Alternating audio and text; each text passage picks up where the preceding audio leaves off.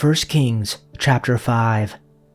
Now Hiram, king of Tyre, sent his servants to Solomon when he heard that they had anointed him king in place of his father, for Hiram always loved David. And Solomon sent word to Hiram, "You know that David my father could not build a house for the name of the Lord his God, because of the warfare with which his enemies surrounded him, until the Lord put them under the soles of his feet. But now the Lord my God has given me rest on every side. There is neither adversary nor misfortune, and so I intend to build a house for the name of the Lord my God. As the Lord said to my father, your son, whom I will set on your throne in your place, shall build the house for my name. Now therefore, command that cedars of Lebanon be cut for me, and my servants will join your servants, and I will pay you for your servants such wages as you set.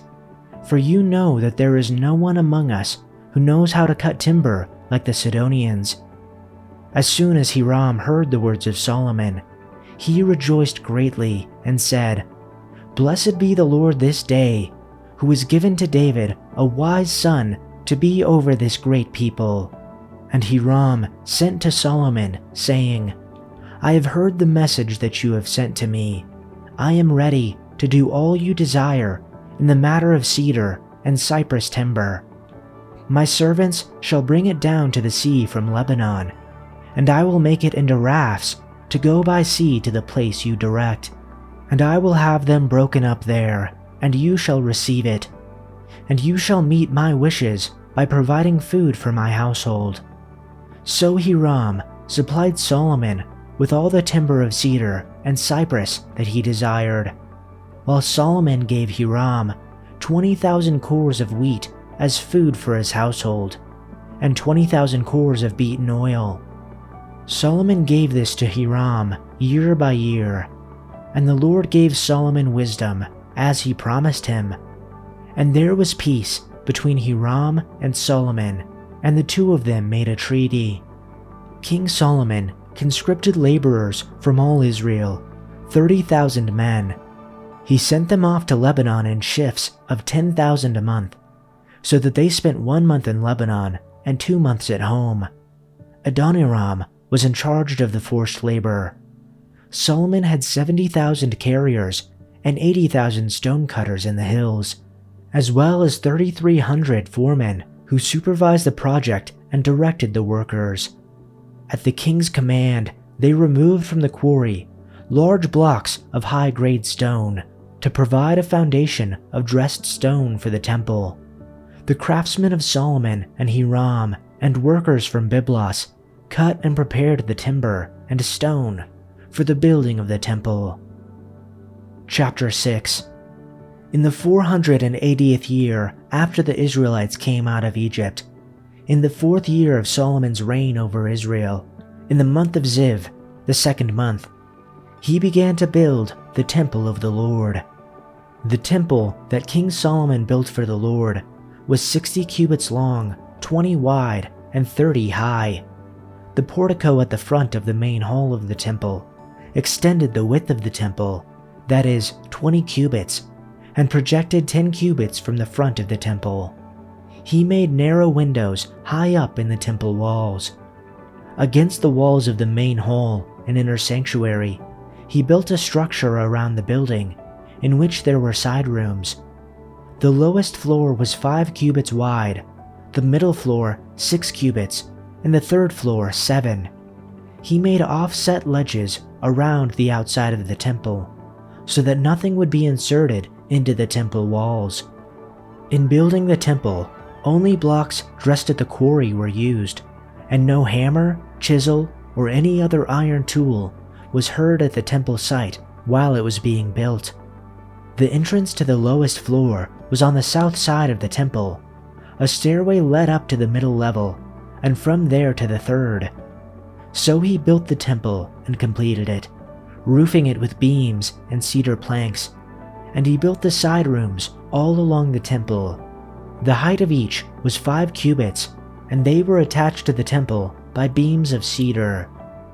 Now the word of the Lord came to Solomon, saying, As for this house which you are building, if you walk in my statutes, and execute my ordinances, and keep all my commandments by walking in them, then I will fulfill my word with you, which I spoke to David your father.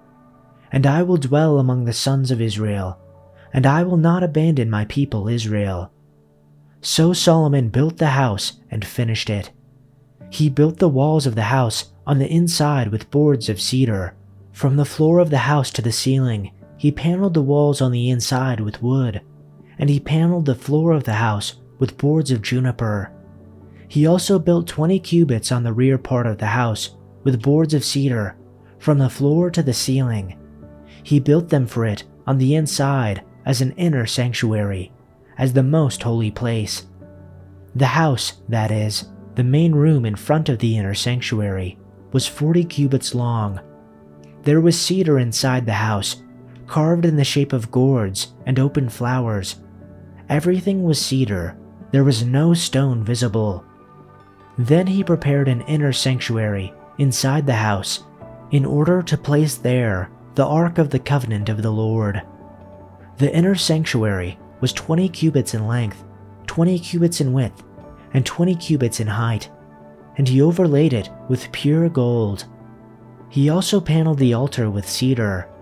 So Solomon overlaid the inside of the house with pure gold, and he extended chains of gold across the front of the inner sanctuary, and he overlaid it with gold.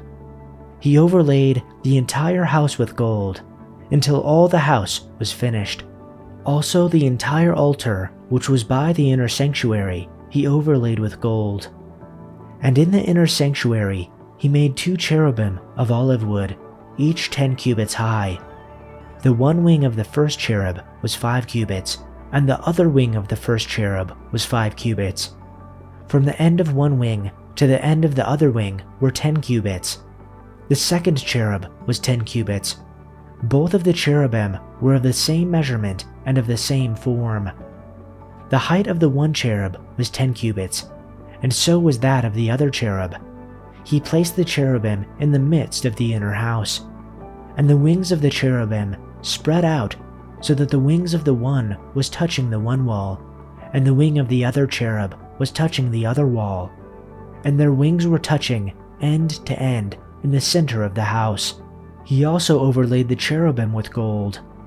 Then he carved all the surrounding walls of the house with engravings of cherubim, palm trees, and open flowers for the inner and outer sanctuaries. And he overlaid the floor of the house with gold for the inner and outer sanctuaries. And for the entrance of the inner sanctuary, he made doors of olive wood, the lintel, and 5-sided doorposts. So he made 2 doors of olive wood, and he carved on them carvings of cherubim, palm trees, and open flowers, and overlaid them with gold. And he overlaid the cherubim and the palm trees with gold. So too he made for the entrance of the main room 4-sided doorposts of olive wood, and 2 doors of juniper wood. The 2 leaves of the one door turned on pivots, and the 2 leaves of the door turned on pivots.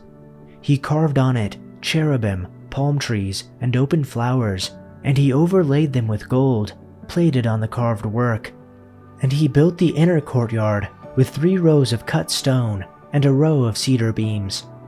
In the 4th year, the foundation of the house of the Lord was laid in the month of Ziv. And in the 11th year, in the month of Bul, that is, the 8th month, the house was finished in all its parts and in accordance with all its plans. So he was 7 years in building it. Chapter 7. Now Solomon built his own house over the course of 13 years, and he finished all of his house. He built the house of the timber from Lebanon. Its length was 100 cubits, its width 50 cubits, and its height 30 cubits, on 4 rows of cedar pillars with cedar beams on the pillars. And it was paneled with cedar above the side chambers, which were on the 45 pillars, 15 in each row. There were artistic window frames in 3 rows, and window was opposite window at 3 intervals. And all the doorways and doorposts had squared artistic frames, and window was opposite window at 3 intervals. Then he made the hall of pillars. Its length was 50 cubits, and its width 30 cubits, and a porch was in front of them, and pillars and a threshold in front of them. Solomon also built the throne room, known as the Hall of Justice, where he sat to hear legal matters. It was paneled with cedar from floor to ceiling. Solomon's living quarters surrounded a courtyard behind this hall, and they were constructed the same way. He also built similar living quarters for Pharaoh's daughter, whom he had married. From foundation to eaves, all these buildings were built from huge blocks of high-quality stone, cut with saws and trimmed to exact measure on all sides. Some of the huge foundation stones were 15 feet long, and some were 12 feet long. The blocks of high-quality stone used in the walls were also cut to measure, and cedar beams were also used. The walls of the great courtyard were built so that there was 1 layer of cedar beams between every 3 layers of finished stone, just like the walls of the inner courtyard of the Lord's temple with its entry room.